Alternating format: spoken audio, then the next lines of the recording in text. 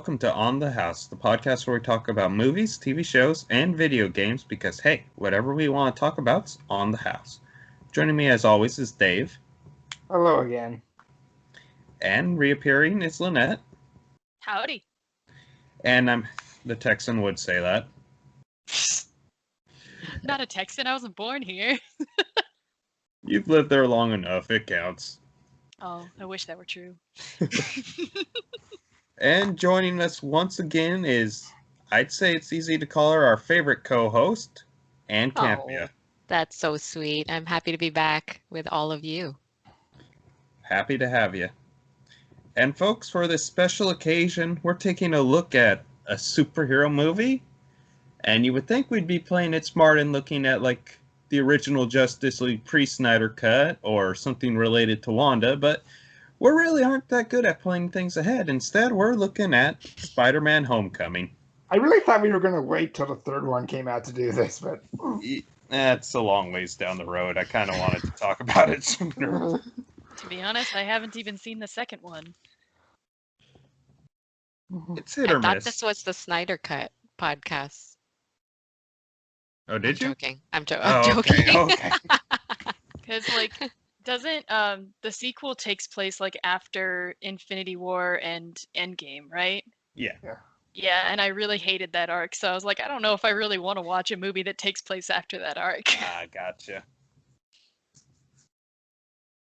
But anyways, folks, this is the second film with Tom Holland starring as our friendly neighborhood Spider-Man, and one aspect of this film I truly do love is it really is our friendly neighborhood Spider-Man.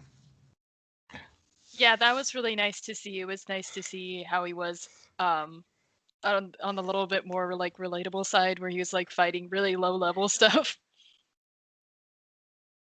I mean, this reminded me of the Spider-Man I grew up with from those PS1 games.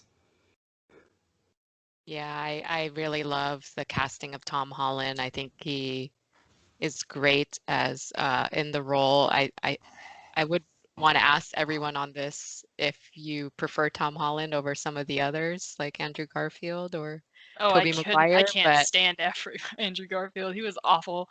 I didn't really care much for Tobey Maguire either. I really liked Tom Holland. I thought he did a really good job. I actually liked that he looked like high school age. Exactly, and I think that's exactly. I completely agree because every past Peter Parker I feel like has been college age looking. Right. Yeah. Well. Yeah. Because. And later on, with the Tobey Maguire ones, later on they did make him college age and whatnot, and it's that's fine, but he didn't even look high school age in the first movie, so yeah. Well, he already looks like he's 30 years old. Right. I'll defend the original Spider-Man just because I think he's only in high school for that one for the first half hour, and then he's supposed to be in college. So okay. I'll defend that casting there a little bit, but. I mean, to be honest, though, my big problem with the first 3 Spider-Man movies, the ones with Tobey Maguire, my problem wasn't Tobey Maguire. Actually, it was MJ. I did not like her. Yeah, we really haven't obnoxious. gotten a good MJ. If there's one thing I actually have to compliment this movie for, and it's not just about Spider-Man specifically, I'm glad more superhero movies are doing this, is that I think they finally realized, the studios, the origin story does not matter anymore, and I mean that in a good way. We don't need to see Uncle Ben get shot again. We don't need to see Batman's parents die again. It's true. I'm fine how Black Panther and Wonder Woman just appeared in their first movies as is.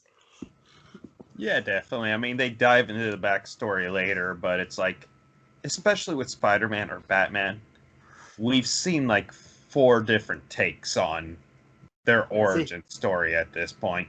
Right. I will say I do wish that there was kind of more of a mention of Uncle Ben, just because that's such a core part of the character, but just in casual conversations instead of the whole previously on Spider-Man. Right, yeah. That up. Well, because that was another thing it was I have mixed feelings about it, but it was kind of nice that with instead of doing, all of the angst within like the origin story tied with Uncle Ben and everything, instead they moved it to like because with that sort of origin story, that's almost like a coming of age story that takes place in the first 15 minutes of the movie or something. And it's like, well, okay, in Homecoming they did it a little differently because the entire thing is like a coming of age story, sort of. So Yeah, exactly. And an aspect I like of this is you can definitely see Peter trying to fill his father figure role with Tony Stark. that was the most cringy part in my opinion. That was my least favorite part of the movie was Tony Stark being the father figure is so awful. I thought he did a good job with it personally. I didn't like it. I thought it was cringe.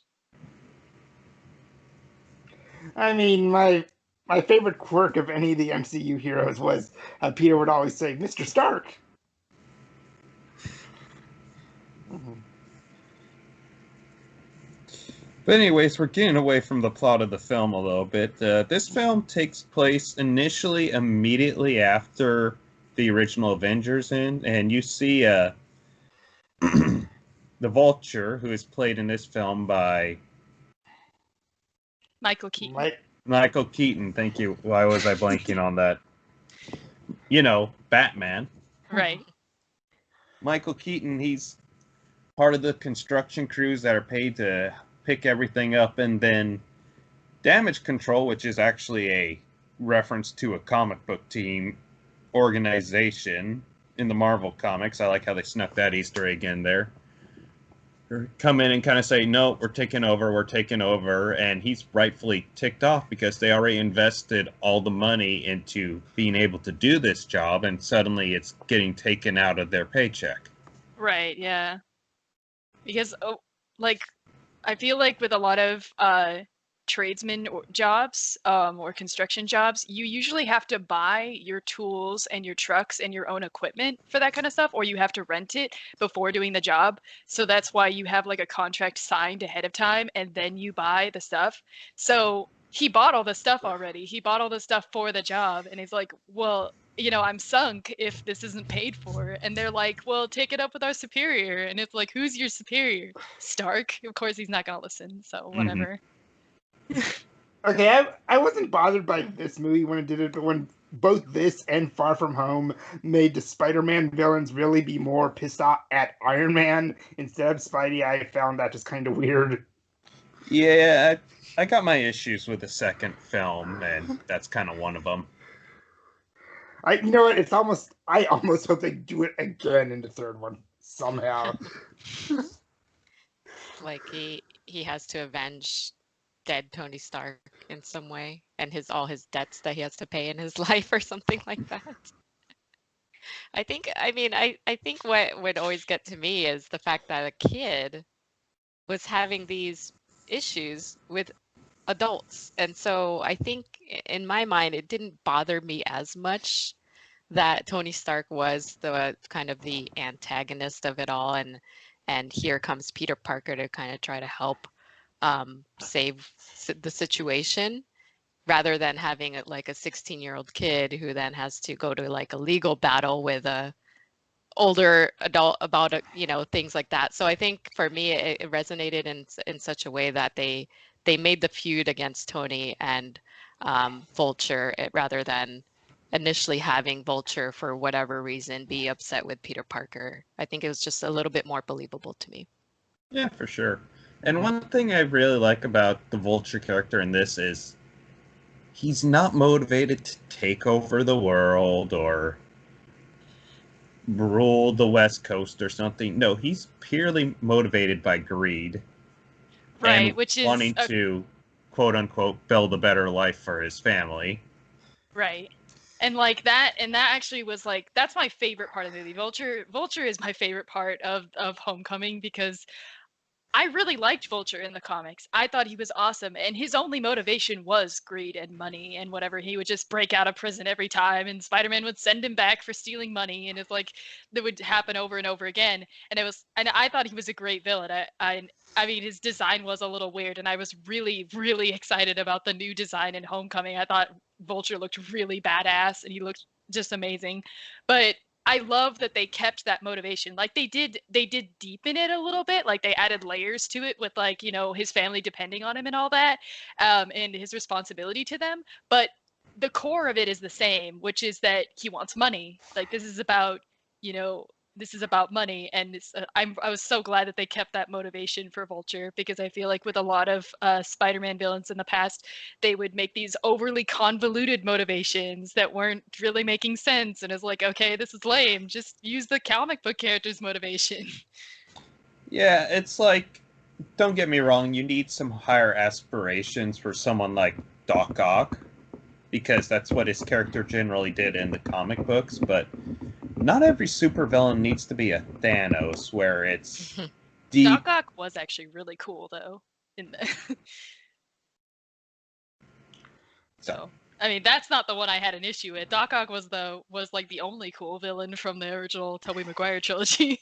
But I will say, coming out when I saw this film back in 2017, coming out of it, I think the Vulture in this was when I was starting to feel like Marvel was really doing better at writing villains who were memorable. Yeah. Like Phase 2 was pretty much completely forgettable villain-wise.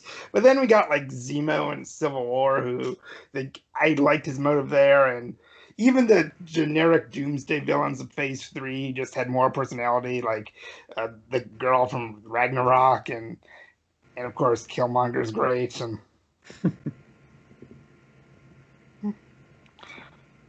yeah, for sure. And I will say, like, this film, out of any of the MCU movies, had like the biggest like audience jaw drop moment, and I think you know what it is. I think I know exactly what scene you're talking about. We'll get to it. Can we well, I guess I don't know this about the rest of the group, but I would like to share my love for Marissa Tomei as May Parker. I thought she did an excellent job kind of putting a spin to that character who typically, I don't know, doesn't have as much sass and personality to me as she did in this movie. And I also enjoyed her interaction with Tony Stark and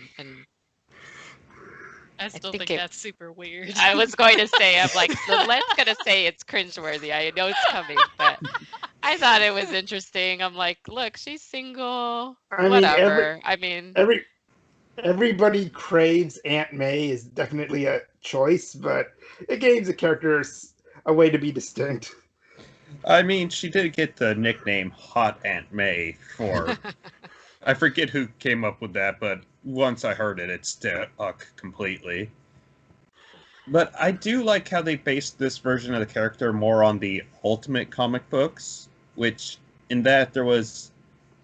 Uncle Ben was kind of a hippie in that, and Aunt May was a lot younger and more outgoing, so it's nice to see the different take after we got the more traditional Aunt May for the first two, versions of this. It's still weird saying we're on our third reboot. I mean, in 15 years, we had three Spider-Man 2s. This is true.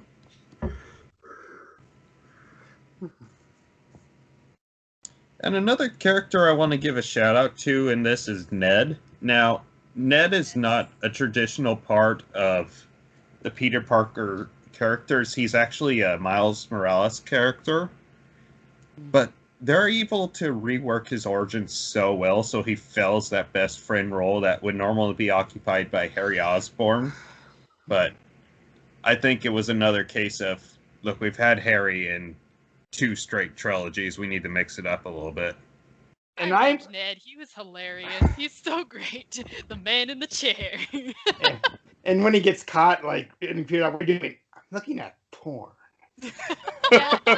Everything just felt a little more genuine in every scene that he was in, and the reactions that Ned and Peter would have to certain situations, that if you put somebody that's a bit older in that same situation, their reaction would be something different. But to say these are 16-year-old kids that are learning, your friend is Spider-Man and you get to be that guy that like helps him, like how awesome is that, right? So I love, yeah, I agree. I have a lot of love for Ned. Looking forward to seeing kind of where they bring that character in the newest installment of the film, because I'm hearing all the kinds of rumors about him, but I'm glad that they've, kept them consistently throughout the storyline and throughout all of the movies. Yeah, speaking of those rumors, I won't go into them for people who are wanting to hear no rumors whatsoever, but I am a little nervous about it if they do go down a certain route, but as long as we still have a version of Ned that's kind of what we've been getting, I'll be fine. I will say, like, this take on Spider-Man, out of all the main MCU heroes, he probably has my favorite supporting cast, even if he's not my overall favorite main hero in these. I can see that. I mean, For I sure. even like, Oh, go I ahead. like Flash Thompson in these. I was Yeah, gonna say, even the love interest in here, I'm waiting to see if anyone's gonna say cringeworthy again. Even the love interest with MJ is, I don't know, it just seems a lot sweeter than some of the other versions of Spider-Man with Zendaya as MJ here. So I thought that was very cute as well. yeah, that's an aspect where I do think the second film I enjoyed a little bit more just because we got more of their relationship in it, but they perfectly nail that teenage crush period from high school. Though Absolutely. I still don't understand why they needed to make it sort of a twist that she was MJ. Yeah, that was kind of weird. It almost feels like they wanted to throw all of the things that you expect in a Spider-Man film in your face. In some ways, I don't know if anyone else got that vibe. That really did seem like that. There were a lot of things where it's like they're very upfront about hey, this is going to be completely different, and it's like, Right. which for the most part, it was just details. It's fine. Like I said, I really enjoyed the movie, and I thought it was like the best Spider-Man movie so far, and I especially enjoyed the Vulture, but. There were definitely a lot of details where they would just throw stuff in your face like, this is gonna change and you're gonna deal with it. Yeah, Well, yeah, it had kind of that. It felt purposeful in many ways. Right. Well, like especially with MJ, like she has that typical like me 13-year-old attitude, and it's like, okay, this is gonna be MJ now. I'm I don't know, like okay, so apparently she gets more character development in the second movie or something. So maybe I shouldn't pass judgment on her yet. But I'm gonna steal a joke from Honest Trailers and say she's the young adult reboot of Debbie Downer, who is that? an SNL character. it's an SNL Yeah. Oh, character. okay. Yeah, But that's pretty much it. Yeah. But yeah, she definitely does open up in the second movie for sure. I do think part of the reason they made it a twist is that way, if you knew she was Mary Jane, everybody kind of knows because of the first film. Well, that's who he ends up with. So you wouldn't be invested in the Liz relationship. Mm-hmm. So that I think might be the main reason they kind of kept that as a twist. Yeah, there's Maybe, no but distractions throughout the whole I film. guess my problem is that the fact that she is a 3 edgy 5 me character is like, I don't know, I don't know. Like I said, I haven't seen the second movie, so maybe she comes across better in that one, but I just thought it was a really weird take on MJ. Not that I was ever a huge fan of her in the first place, so It fits the character quite a bit more in the second film. okay. Mm-hmm. And then I was thinking I don't want to gloss over this either, because I think a lot of people were speculating why Donald Glover was in the film. There were a lot of rumors, if you guys remember, before the movie came out. Wasn't he the Especially, Prowler? I thought If he was he was a going to piece from be, the Prowler. yeah, there's a ton of things out there, right? Like, is he Miles Morales? What is he going to be? And then they just red herring tease you with Donald Glover's just in the movie and his ice cream stuck in the whatever car, right? Wasn't that the scene? And he was just like a Yeah. random bystander in the entire No, universe but of isn't things. his name, or I distinctly remember he was a Prowler reference, I thought. yes, his name is he's the same name as the character of the Prowler, which in the Ultimate Universe is the uncle of Miles Morales, and he does make a reference to having a nephew. But part of the reason people got all excited is he's actually the actor who kind of inadvertently created Miles Morales, because Hmm. I believe he was on Twitter or something saying, it's a shame that I can never play Spider-Man. It was something along those lines. It's been Like he years. Yeah, auditioned he's for the like Andrew Garfield movies, like to be the replacement for Tobey Maguire, and when he didn't get the role. yeah. It's just been there's just been this kind of historical thread of Donald Glover teasing at Spider-Man, Miles Morales. He even has it as a lyric in one of his songs, and so I think a lot of folks thought that we were going to get something more out of him being in the film. But again, I think that's the beauty of I think the way they wrote this film is they purposely want to throw a lot of those things in your face. I mean, Donald Glover seems too old to be Spider-Man, right? At this point, yeah, but at the time, he would have been the perfect age for it. Right. Okay.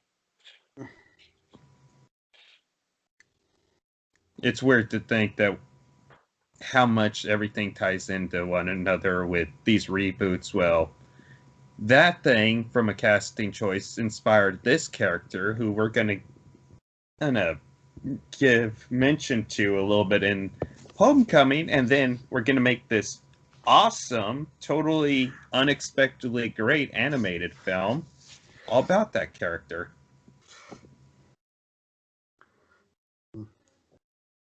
Yeah, we should probably do a Spider-Verse podcast at some point. For I haven't sure. seen that one either. I'm not a huge fan of multiverse arcs, so I get that. Yeah, it's definitely interesting the timing that, of 2017 of when Spider-Man Homecoming comes out, and then you have what, a year later, less than a year later, Into the It Spider-Verse? was about a year and a half later. Man, Okay. 2018 was such a busy year for superhero movies. They had to kill Peter Parker twice. Uh, well put, Dave. But anyways, another character that I really want to go into. We're kind of jumping all over the place, folks. Bear with us, but this is just the kind of movie we're talking about. Uh, But back to the Vulture character, I just gotta mention there's this one scene I absolutely love where he's slowly piecing together that Peter Parker is Spider-Man, and they're at a traffic light, and you can see the wheels turning in his head until all of a sudden it clicks and the light suddenly turns green.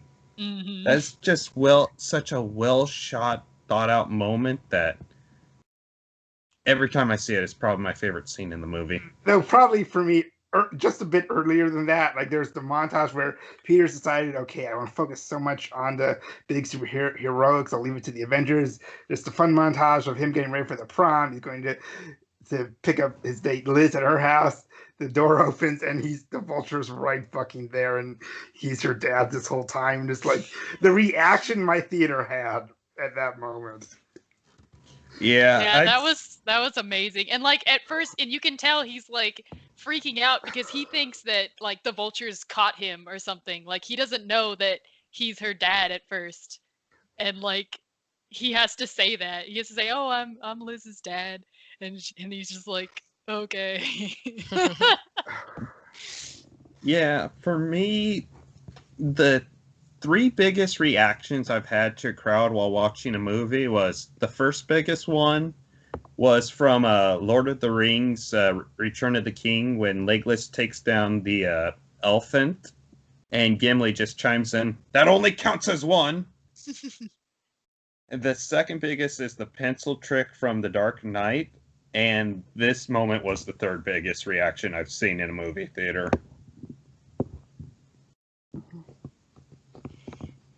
I like how they managed to throw you a twist about the villain, even though you know from the start who the villain is. Mm-hmm.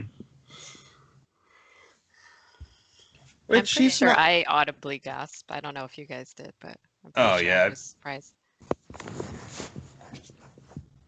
yeah. I had a oh shit moment during that time. that entire that that entire sequence, I say sequence because it's like multiple scenes, but uh, with the being in the house and the car ride and about to go into the homecoming dance, it's really tense because I Yep. mean, like Tom Holland's acting is really great there because it's just absolutely tangible just how nervous he is, and it's kind of almost painful to watch.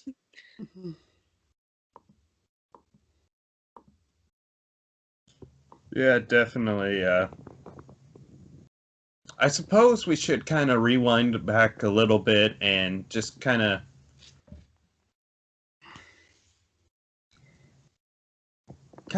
talk about a few more favorite scenes. What we got? Dave, why don't you go first?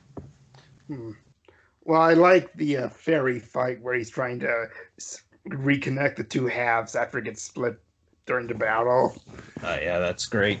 and that moment where he thinks he's done it in the computer is like, congratulations, you completed it 98%, 98,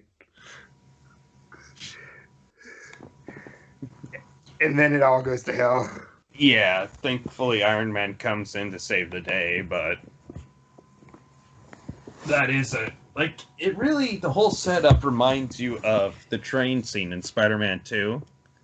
Oh Which yeah, for sure. That's just become an iconic moment in films at this point. It's not an iconic superhero moment, it's just iconic in and of itself.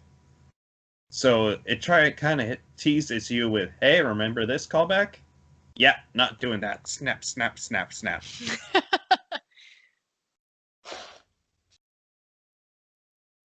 Well, all my favorite moments are just the ones with the vulture in it. That's all the best moments. Especially like, and I know it's CGI, but it is really cool to see the wings move in such a dynamic way because they're Mhm. more than just for flight. They can cut things and they can, grip onto stuff and all of that. And I really loved the claw feet that he has, and oh man, Vulture is just so damn cool. Every scene with the Vulture in it is my favorite scene. I really love at the end when Spider-Man saves him from the like explosion, and he just kind of looks at him like sort of like with this sort of begrudging respect, like even though he did try to kill this kid multiple times, he's just kind of like, wow, okay, that was pretty cool of you. And even though he gets taken to prison and then like, somebody asks him about Spider-Man's identity, he just doesn't even reveal it. He's just like, "Yeah, if I knew, I would have killed him already." And I thought that was really cool, like of the Vulture, how he's got that sort of um like that sort of lawful evil type thing going on where he has a sense of honor and like a code, even though, he's motivated by So money. I did find it weird that end credits with the Vulture in prison. It sounded like they were like teasing and setting up Scorpion, but neither Far From Home nor what we've heard about the third movie seem to be intent on following that up. Well, I know they're still talking about a Sinister Six film from Ooh. the Sony side of things. I still don't know how that's going to work without Spider-Man in it, but I mean, Yeah. did you hear what the plans were back when that was supposed to be part of like the TASM's universe? It sounded fucking absurd. I Not in a Oh great yeah, way. oh my gosh. I remember some of them, but I don't remember the whole thing. You're talking about the Andrew Garfield one, right? Where Yeah, they were like teasing the Sinister Six in that one, and it was definitely not the exciting kind of tease. It was like a dreading kind of tease, like, oh no, but I guess like please don't. thanks to the Sony hack, like intended plot points from the canceled Sinister Six movie leaked, and it just sounds genuine. What the fuck are you thinking? Like, Oh, they had plot points that leaked? Okay. Wow, I didn't read those, and I'm glad I didn't. I don't want to know. Well, I kind of want to do so. Share some with us, Dave. well, it's been a while since I heard about this, but I think it involved like either time travel or dimension hopping at some point, and basically because the Sinister Six were going to be the main characters, they were in some form going to be eventually have to be anti-heroes because you can't do a movie all about pure evil people, because even the Suicide Squad movies know you have to have at least some sympathetic ones. It just, if you find it, you can find that line, it sounds like insane. Like, it is, no matter what you thought of the Andrew Garfield movies, all the plans they had for after TASM 2 sounded like they were gonna be bad. Oh yeah, definitely. Like, honestly, if there's one thing this film proved, it was that Spidey did indeed need the Avengers. Yeah, the way that the Amazing Spider-Man films were going was definitely not in a good place. It didn't even start in a good place. Oh man, I hated those. Anyways, Anne, how about you? What are some of your favorite scenes?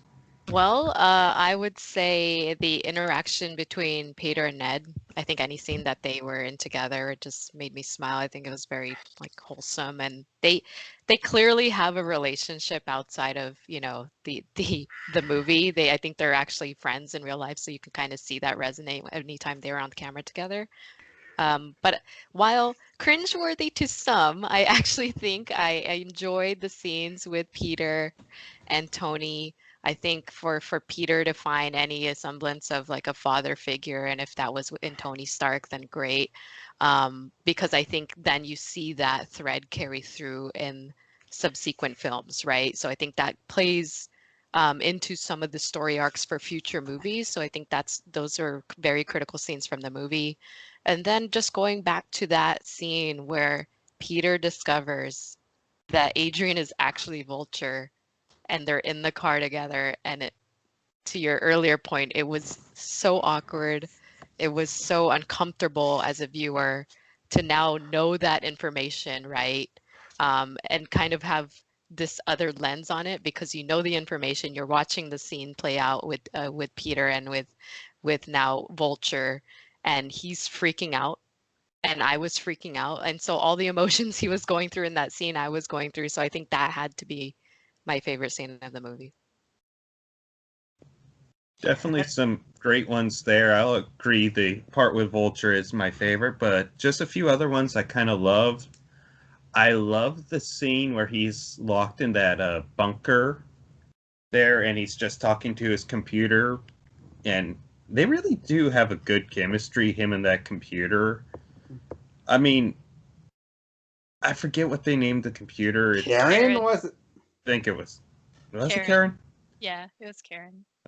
Clearly this predates 2020. And I will say, as much as we talk about the Marvel movies post-credit scenes, this movie probably had my favorite last shot before the credits started. When he gets the suit back and like it's all triumphant, but then the camera pans and you realize Aunt May standing right there and just what? Oh yeah. Oh, That was great. Yeah, I wish they would have let Aunt May be the first MCU F-bomb in full. Oh, another scene, like, I think that was done really, really well. I wouldn't say it's my favorite just because it is one of those sort of painful to watch scenes, but I think it's important, is when he gets crushed by the building and he actually is like crying like a 16-year-old boy who got trapped by a building would be. Like, he's panicking, his breathing is really fast, like nearly hyperventilating, and that felt pretty genuine, you know? So I thought they did a really good job with that. yeah, I was actually going to bring up that scene because they recreate one of the most iconic Spider-Man moments in that scene. It's one I'm actually surprised that none of the previous 5 films had done. But you know how you see the imagery of either Spider-Man swinging like the first Amazing Fantastic cover with 2 people, one under his arms and whatnot? Mm-hmm. Or you see references to the Death of Gwen Stacy scenes with the bridge. Mm-hmm. Well, another moment just like that comes from the Master Planner story arc, where Peter gets buried underneath tons of rubble, and he has to find the well inside himself to force it up and save the day. It's just a super iconic superhero moment that is constantly being reused by writers that are lazy. I want to say that I want to say I know what scene you're talking about, but it might be a different arc because I don't remember who the villain was, but I do remember that a building falls on him and and Aunt May is in trouble or something and he has to lift the building off of himself. I do remember a comic scene like that. Um, Yeah, that's from the Master Planner storyline where we find out halfway through that the Master Planner's Doc Ock. Oh, right. Okay. Yeah. So I know I've read that arc before, but it's been a long time. And I do remember that scene being really intense because he needed to basically lift an entire building. Mm-hmm. And outside of that, I just love the backdrop of the final fight scene with the Ferris wheels in the background. And also you have Peter Parker wearing a version of the Scarlet Spider costume, which... That's one of my favorite costumes, even though the whole point of it is it's supposed to look cheap and thrown together in 5 seconds.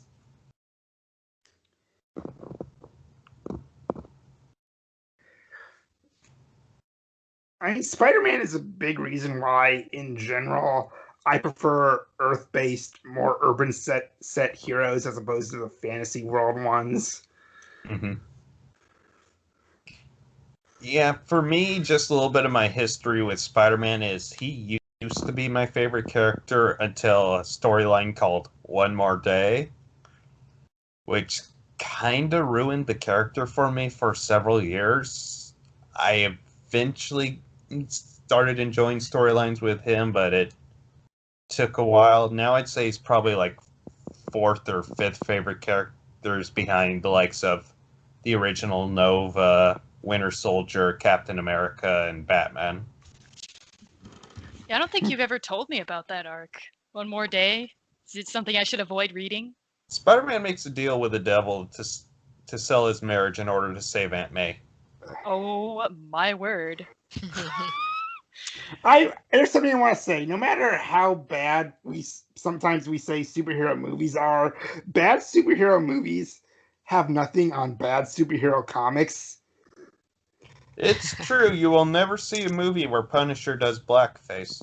I mean, with bad superhero movies, I just question their talents as writers. With some of the bad comics I've heard about, I question their morality as people. Again, Punisher in blackface. That is a real thing, people.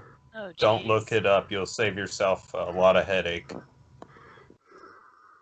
Yeah, comics do get pretty weird. Part of the reason why I would never delve too deeply into the comics, like Clancy has practically encyclopedic knowledge of comics, but I would never get that far because a lot of the times the arcs would just dive into something extremely convoluted or they would include a lot of multiverse stuff.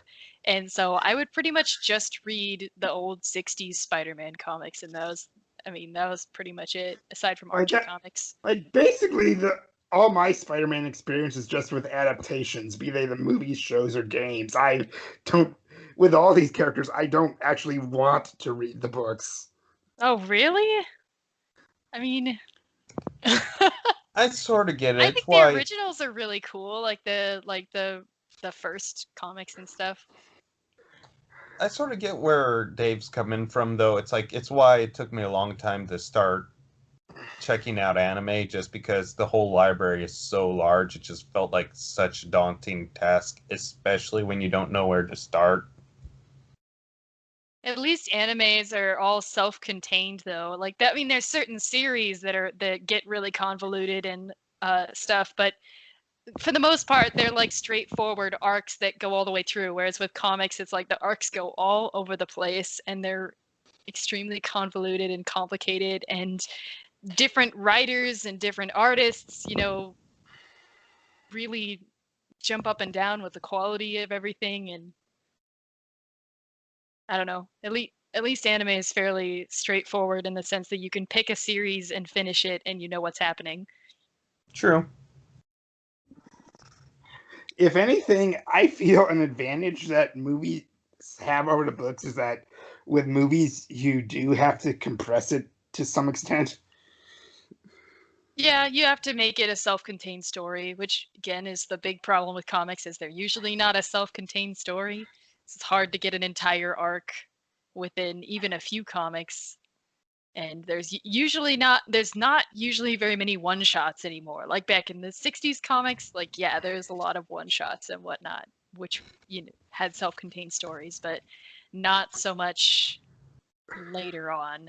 I think Mhm. even like as early as the 70s, things would just get super convoluted and have these really long arcs where you'd have to have, 15 different issues just to know what's going on. It's really the 90s where that went into an extreme level. Yeah. Prior, it's the 90s almost killed the comic book industry at the same time they were the most popular, go figure. But anyways, going back to the film, did you guys have any favorite fight scenes from the movie, or were they all things that we've mentioned at this point? I think pretty much we've mentioned everything except maybe the Washington D.C. one. That's not really more fight scene so much as a rescue scene. Oh, all right. I was mixing the scenes up in my head. Well, I mean, yeah, we pretty much talked about that. I think. I mean, I just said that like every scene with Vulture is my favorite scene, so that includes all of the fight scenes. Hey, there's a few shocker scenes. Yeah, I guess I was never a huge fan of the Shocker in the first place, so I wasn't like terribly excited about him being in the movie. But I just want one of these movies to finally use Hammerhead. It'll come someday.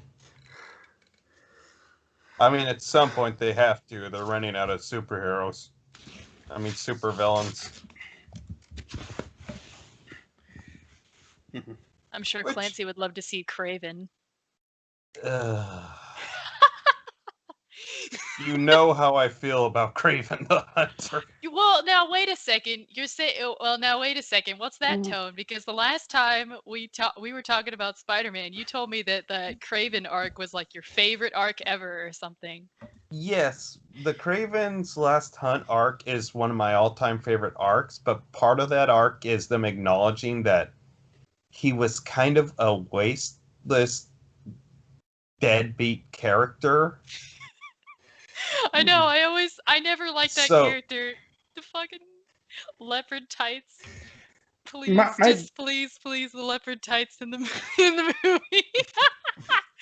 Which is what made the arc so good. It's like they were able to make him badass and mysterious for like a couple issues, and they killed him off, and it was perfect. Should have just left him there.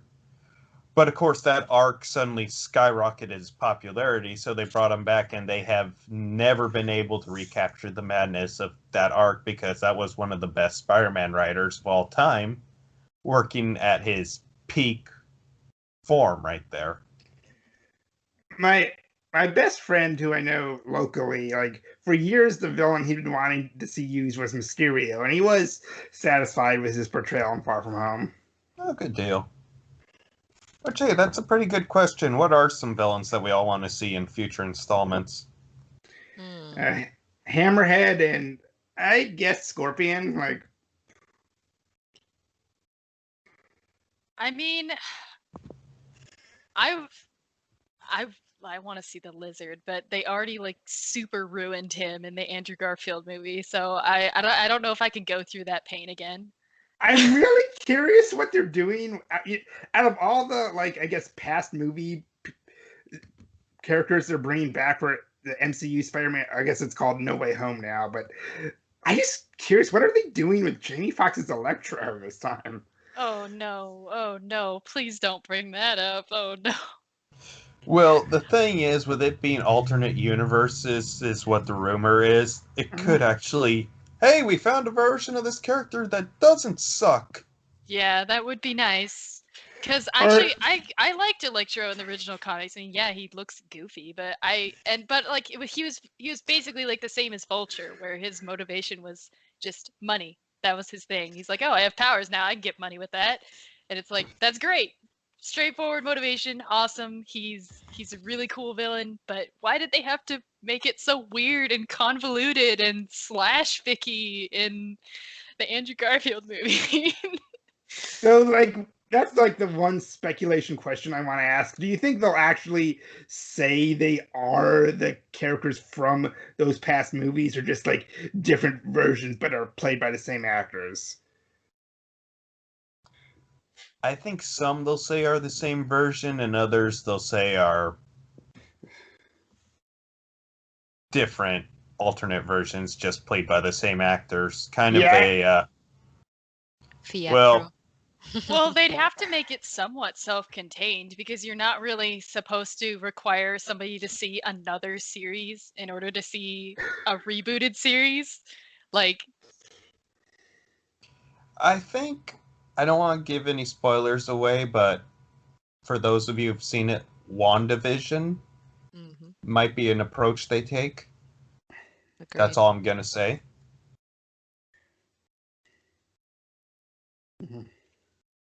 But anyways, Anne, how about you? Are there any particular villains or sidekicks that you'd like to see them use in future movies? I would, in some odd way, I would love to see Venom come in here.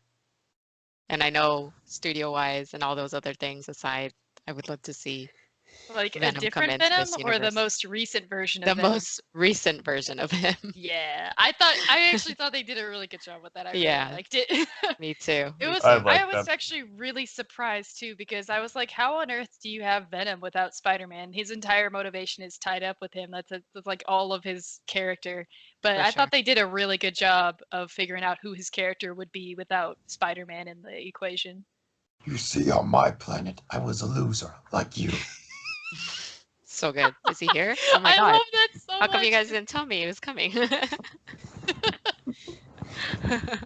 And I mean, I know after that movie, there was a lot of people shipping Eddie with the symbiote. Which, that's kind of been a part of the character since day I mean, one. yeah, kind of. I mean, which go ahead. I don't know. I think it's kind of cool in and of itself too. I kind of like the idea of that sort of like maybe not necessarily a romance, but like a really intimate bromance, I guess. Where they share tater tots and chocolate. My favorite line. That's actually kind of a fun callback from the comics, where apparently those are the same chemical makeup that brains are. So it tastes to the Venom symbiote that's what brains taste like, which is how they got a workaround of, okay, we can't have this kind of anti-hero now always eating people's brains. Let's figure something out. Yeah.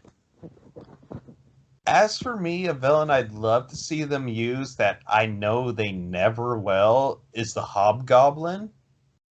For those who aren't aware, during the 80s, there was a desire to have a goblin character, but nobody wanted to bring back Norman Osborn because it was viewed as too iconic. So they had a character that they kept shrouded in mystery, like you did not learn his identity for like 15 years, called the Hobgoblin, and I just think he has a better costume, better gimmicks, just He unpopular definitely has a opinion. better costume. Yeah. So that's one I'd love to see a live action version of, but I'm fully aware it'll never happen. And It honestly, would be funny if there was like Spider-Man Halloween and then they bring in the Hobgoblin. 'Cause I'm he honestly, really does look like a Halloween character or something. I'm honestly glad that it looks like we'll be able to close the MCU Spidey trilogy without bringing in the Goblins or Oscorp at all. Yeah, that is kind of nice because it was It's getting pretty overdone. it's the Not same that I was reason. ever a huge fan of the first place. It's why same reason why I hope if the Robert Pattinson Batman movies get a whole trilogy, I honestly hope they never bring in Joker. Yeah, I love the Joker character, but we've gotten so many different versions of him, but we've never seen anyone like Man Bat or Oh man, I would love a Man-Bat. He's one of like my favorite Batman villains. I love him. Keep in mind, though, we have yet to see the last Spider-Man movie.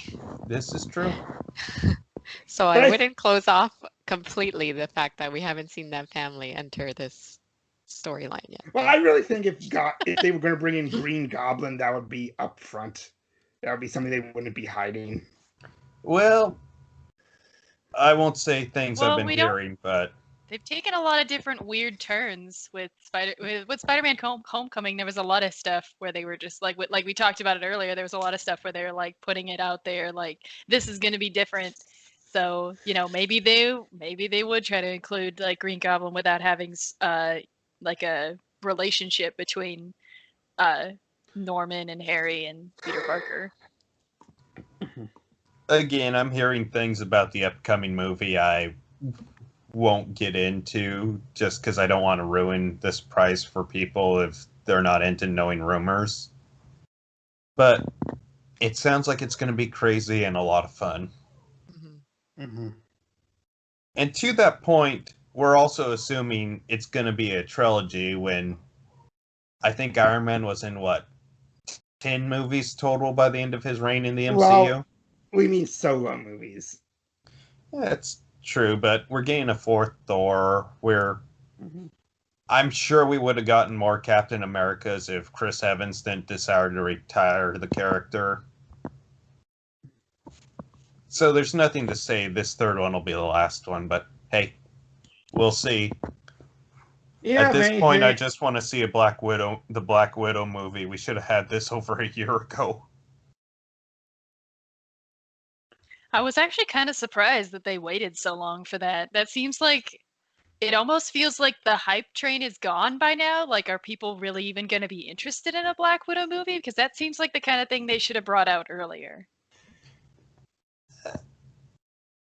I mean, there was a ton of hype going into it pre-COVID, but it feels like the world's still partially on pause in terms of the excitement for big movies. I mean, yeah, we had some big screen ones like the upcoming Mortal Kombat. Stand by for a review of that in the future. And Wonder Woman. But And Tenet. yeah, that's true. I still don't get why give her a movie after you've killed her off. Oh, Black Widow's dead? Oh, I didn't pay watch no Endgame. attention to the man behind the I didn't- curtain. Awkward. Basically pushed Infinity War out of my memory. I think I was forced to watch it with my family, and I also didn't watch Endgame because I was just like, I don't like this. This is dumb. So I have no idea who lived or died or who tells your story. Well, and one last thing I want to say about the movie. One of the very first things we see is when they do the Marvel Studios logo, and it's like the orchestral version of the classic Spider-Man theme. You know what I want to hear just one time? I want to hear the Ramones cover of the original Spider-Man theme. I mean, they could have worked it into this one. They had the Ramones playing at one point in the movie. Are you talking about the theme from the Tobey Maguire movies, or are you talking about the theme from the cartoon TV The show? cartoon. The Spider-Man, that one? Yep. Okay.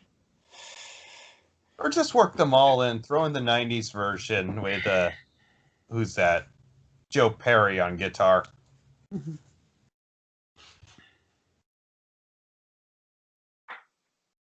Well, folks, I think we pretty well covered everything that we're going to be able to cover on this podcast. Sorry we were a bit more scattered than normal, but that's what happens when you get a bunch of us talking about Spider-Man.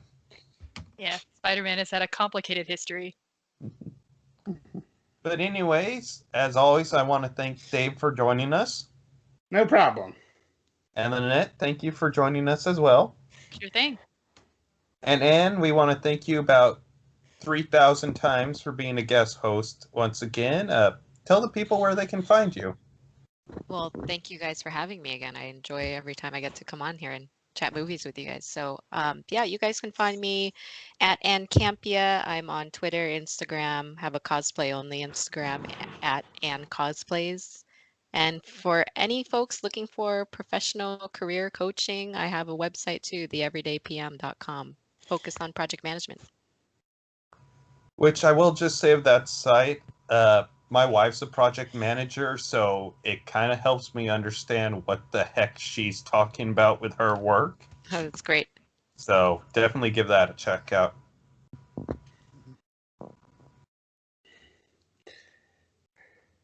And with all that being said, folks, we'll see you next time. Bye. Bye.